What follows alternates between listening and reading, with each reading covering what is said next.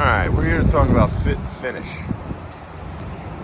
As a BMW fan and owner for years, we're always talking about Tesla's poorly fit and finish, but you start to look closely, the rear door body line, how tight that is on this 4 Series G chassis versus the middle section, and you start to pick some stuff out, and it's unarguably better than Tesla. I mean, you can't argue that. These ugly door handles, I'm not really sure what's going on there.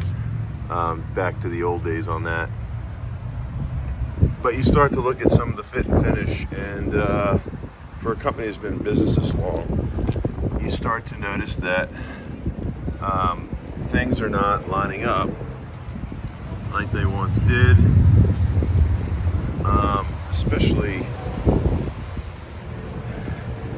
door issues here. This is something that you would not have seen not line up years ago. So that's a typical Tesla issue too, where these don't line up. So this bottom of the door on this car does not line up equally. It's not flush. Again, something that you would never ever find prior. And I think this is just a sign of the times.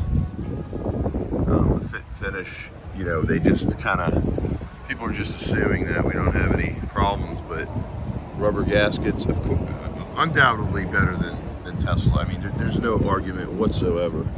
But there's questionable items all over the place.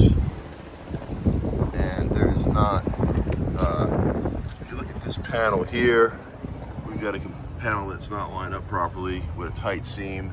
It goes into a wider, and then it tightens up really poorly on this side. This is something that you just would not find on a BMW.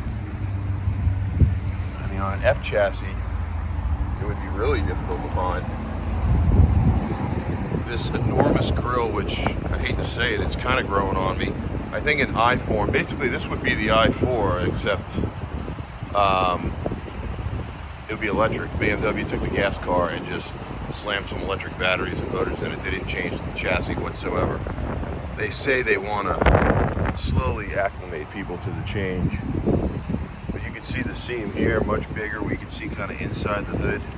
Where on this side, it's a little more difficult, a little bit tighter.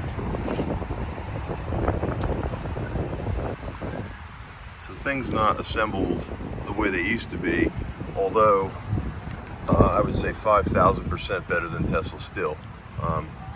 But this company's also been in business for almost 100 years, or just I guess depressing is the word for it. And it's a $70,000+ car.